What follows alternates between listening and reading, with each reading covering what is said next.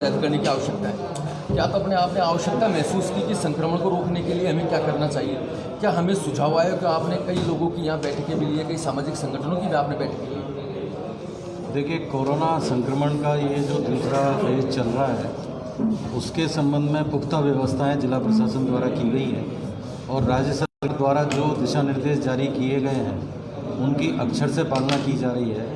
हमारा मकसद ये है कि हम लोगों को जागरूक करें और उनको सावचेत करें कि कोरोना जो संक्रमण है वो कई राज्यों में बहुत तेज़ी से फैला है और राजस्थान में भी और हमारे ज़िले में भी इसके केसेस अब बढ़ रहे हैं।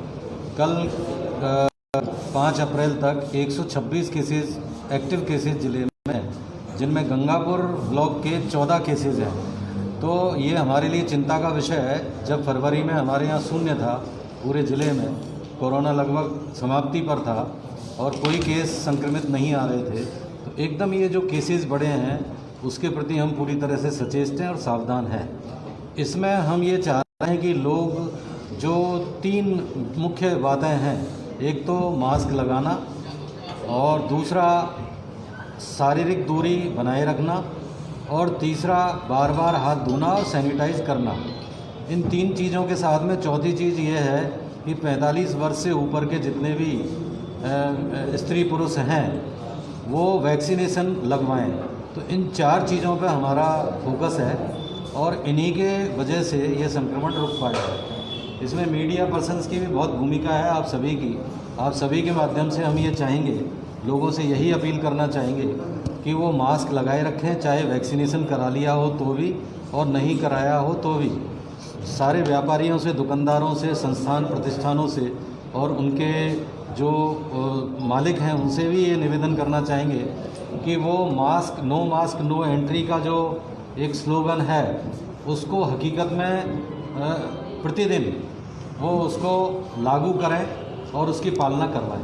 कल सब सख्तियाँ किस तरह की रहेगी अगर ये लोग इसकी पालना नहीं करते? अगर पालना नहीं करेंगे तो हमने सख्ती शुरू कर दी है।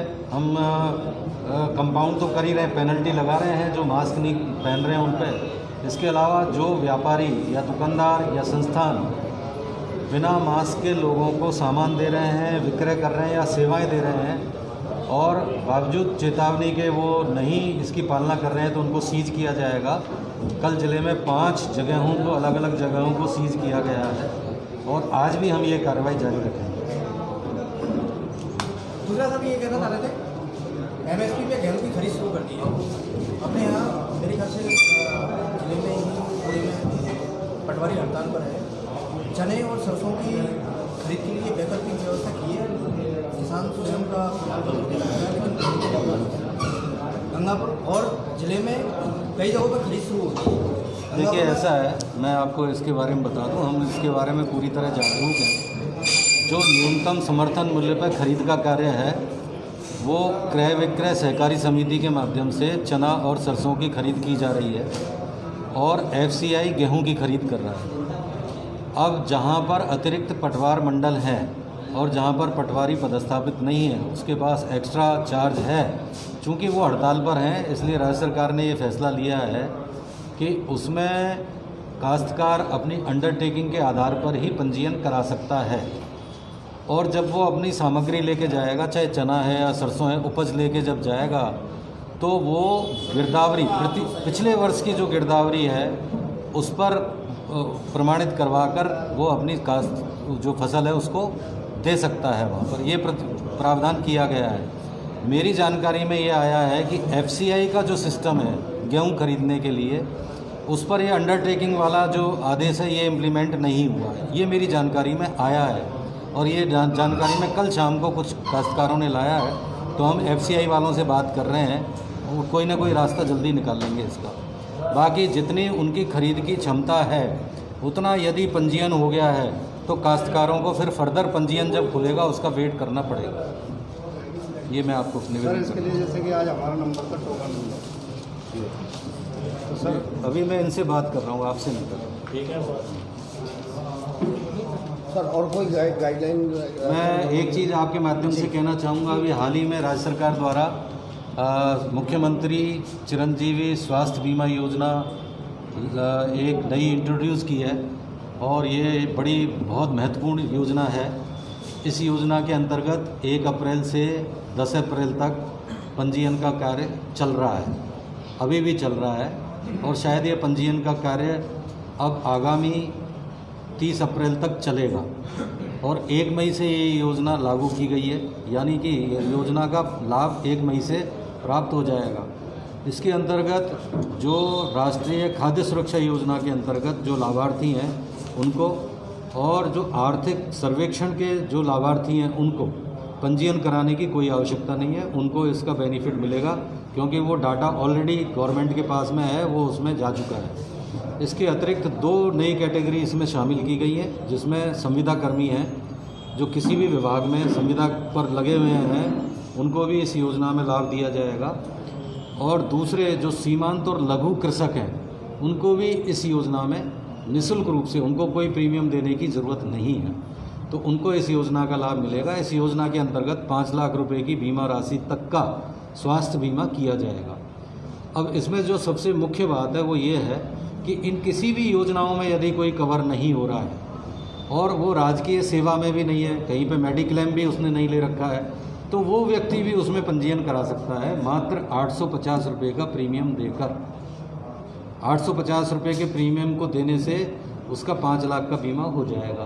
तो ये पंजीयन चल रहा है। इसकी ब्लॉक वाइज हमने पंचायत वार कैंप लगाने के लिए ई मित्र के माध्यम से, और वो चाहे तो खुद के कंप्यूटर पर भी इसमें रजिस्ट्रेशन करा सकता है। रजिस्ट्रेशन के लिए केवल जन आधार कार्ड की आवश्यकता है, और कुछ भी, आधार कार्ड और जन आधार कार्ड की आवश्यकता है, जिसको पहले भामाशाह कार्ड कहते थे, वही जन आधार कार्ड है, तो वो केवल उसको आवश्यक होगा। और रजिस्ट्रेशन सर्टिफिकेट जो प्रिंटेड है वो 20 रुपये की कीमत पर ई मित्र केंद्र से मिल जाएगा, जो कि प्रिंटेड है। और अगर सादा कागज़ में प्रिंट लेना चाहते हो तो वो 10 रुपये में ही मिल जाएगा। अधिक पैसा इसको देने की, ई मित्र को देने की आवश्यकता नहीं, आपके माध्यम से। लेकिन खाद्य सुरक्षा योजना जो कि अभी बंद है वो कब तक चालू होने की? देखिए, खाद्य सुरक्षा योजना में जो लाभ, योजना तो चल रही है जी, लेकिन उसमें जो नए लाभार्थी हैं उनको जोड़ने का काम अभी पोर्टल पर बंद है।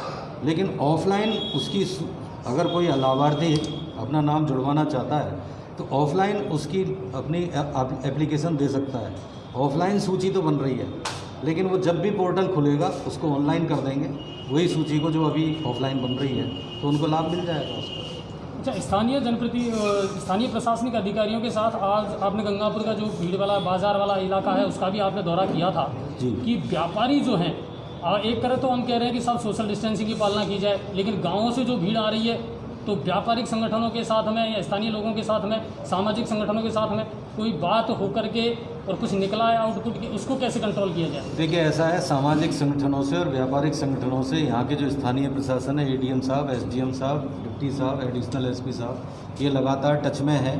और केवल उन्हीं के नहीं है, दूसरे जो धार्मिक और आध्यात्मिक जो क्षेत्र के लोग हैं उनसे भी, और जो सामुदायिक लोग हैं, जो अलग अलग समुदाय के लोग हैं, उनके प्रतिनिधियों से भी स्थानीय प्रशासन टच में है। और उन सबसे ये गुजारिश की गई है कि जो कोरोना गाइडलाइंस की जो मार्गदर्शिका है, जो एसओपी है, उसकी पालना करें। आज मैंने जो बाज़ार में यहाँ पर राउंड लिया है, तो ये हो सकता है कि सूचना लोगों को मिल जाती है तो मुझे ज़्यादातर लोग मास्क लगाए हुए मिले। ये हो सकता है कि चूँकि वो हमने पेट्रोलिंग की तो इसलिए वो मास्क लगा लिए हों, लेकिन मैं यही कहना चाहूँगा कि ये मास्क कोई सरकार के लिए नहीं है या किसी संस्थान के लिए नहीं है, वो खुद की सुरक्षा के लिए और खुद की स्वास्थ्य के लिए ये बंदोबस्त कर रहा है। अब मास्क लगाना सामान्य रूप से भी धूल मिट्टी और वायु प्रदूषण, इसका प्रभाव से ये बचाता है। और सबको पता है कि कोविड जो 19 का वायरस है वो सांस के माध्यम से, हवा के माध्यम से ट्रेवल करता है और वो दूसरे में संक्रमित होता है। तो हम जितना मास्क को लगाएंगे, बार बार हाथ धोएंगे, शारीरिक दूरी बनाए रखेंगे, तो हम सुरक्षित रहेंगे। तो ये सारे प्रावधान हमारे लिए हैं, हमारे स्वास्थ्य के लिए और हमारी सुरक्षा के लिए। इसमें सरकार तो केवल आपसे सहयोग मांगती है और मैं समझता हूँ सभी का सहयोग मिल रहा है। सवाई माधोपुर ज़िले में ऐसी कोई प्रॉब्लम नहीं है, सभी इसमें सकारात्मक रूप से सहयोग दे रहे हैं। कल मैंने सवाई माधोपुर में भी देखा था, वहाँ के बाज़ार में भी हम लोग घूमे, तो ऐसी कोई समस्या अभी नहीं। अच्छा सर, पड़ोसी जिलों में जिला कलेक्टर महोदय ने, उप जिला कलेक्टर महोदय ने एक डिसीजन लिया कि साहब जो बाजार हैं वो हम 7 बजे बंद कर रहे हैं, तो क्या ऐसा कोई भविष्य में है संकेत नज़र आ रहे हैं कि अगर देखिए, हमारा बाज़ार बंद करने के जो आदेश हैं वो तो पूरे राज्य में ही जारी हो चुके हैं और बाज़ार बंद करने के लिए कोई अलग से आदेश जारी करने की आवश्यकता नहीं है, राज्य सरकार ने जारी कर दिए हैं। लेकिन जिला कलेक्टर को ये अधिकृत किया है कि वो नाइट का जो कर्फ्यू है उसको अगर बढ़ाना चाहें तो वो बढ़ा सकते हैं, और बाज़ार बंद करने की जो समय है उसको अगर 8 बजे से कम वो करना चाहते हैं, 8 बजे से पहले करना चाहते हैं, तो उसमें राज्य सरकार की परमिशन के आधार पर, राज्य सरकार की सहमति के आधार पर जिला कलेक्टर जारी कर सकते हैं। अभी मुझे सवाई माधोपुर ज़िले में उस अवधि को कम करने की ऐसी आवश्यकता प्रतीत नहीं हो रही है, और जो राज्य सरकार ने निर्धारित किया है 9 बजे का समय मार्केट को बंद करने का, मैं उसी पर कंटिन्यू है। अच्छा, स्कूल और कोचिंग संस्थानों को लेकर के उनमें भी अनियमितता शिकायतें आ रही हैं लगातार अभी भी? नहीं, मेरे पास कोई भी शिकायत नहीं है। शहरी क्षेत्रों के कक्षा 1 से 9 तक के जितने भी विद्यालय हैं वो विद्यालय नहीं खुलेंगे, और इसके अलावा थिएटर, जिम और सिनेमाघर, इनके लिए भी प्रतिबंध आ चुका है। एक कल खुला हुआ था, वो हमने सीज कर लिया कल। तो इसी तरह से कोई आएगी तो हम कार्रवाई करेंगे। आपके पास कोई सूचना है आप एडीएम साहब को बता दीजिए, सीज करवाएंगे। जो ब्लॉक जिला शिक्षा अधिकारी है उसको बता दीजिए, उसको कार्रवाई करेंगे।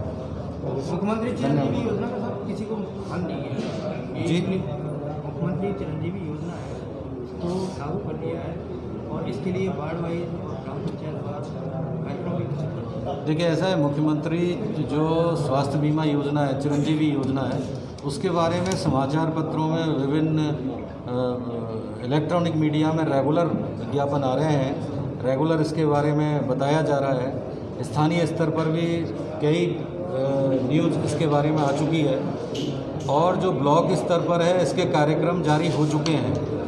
जो पंचायत वार कैंप है वो जारी हो चुके हैं। फिर भी मैं यहाँ के लोकल अफसरों को कहूँगा कि वो आपको एक कॉपी दे दें। नहीं, हमारा निवेदन ये था सर कि जो सिटिंग जनप्रतिनिधि है, ग्राम पंचायत में सरपंच है, शहर में पार्षद है, उन तक को इसका मालूम नहीं है। सबको चिरंजीवी योजना का मैंने खुद ने सरपंचों के पोर्टल पे मैंने खुद ने डाला है। जिस दिन ये आई थी, करीब 10 दिन हो गए, पूरी योजना की डिटेल मैंने खुद ने उनके पोर्टल पर डाली व्हाट्सएप ग्रुप पर। ग्राम पंचायत स्तर पर ये कहना शायद अब ऑर्गेनाइज हो रहे हैं 10 अप्रैल को। हाँ बिल्कुल, ग्राम पंचायत स्तर पर ऑर्गेनाइज हो रहे हैं। डेली 2-3 पंचायतों में हो रहे हैं पूरे ज़िले में। कल तक करीब 73 ग्राम पंचायतों में आयोजित हो चुके हैं। धीरे धीरे लोगों को और पता लग जाएगा। आगामी 25 तारीख को जब ये जैन समाज का बड़ा कार्यक्रम है, और शहर की थोड़ी सी स्थिति। क्या कार्यक्रम है? जैन समाज का जी, महावीर जयंती का। देखिए, मैं आपकी जानकारी में ला दूं, जो कोरोना गाइडलाइंस है उसमें स्पष्ट है, किसी भी प्रकार का कोई भी समारोह उन्हीं दिशा निर्देशों के अंतर्गत किया जाएगा। यदि कोई उसका उल्लंघन करेगा तो उसके विरुद्ध कार्रवाई की जाएगी। तो ज़्यादा उसमें जो गाइडलाइंस है, कवर्ड एरिया में उस बैठने की क्षमता का 50% और ओपन एरिया में 100, इससे ज़्यादा कोई भी कार्यक्रम आयोजित नहीं किए जा सकते हैं। और अगर कोई नया कार्यक्रम है तो बिना परमिशन के वो आयोजित होंगे। मैं समझता हूँ बहुत हो गया। अब धन्यवाद। Thank you sir.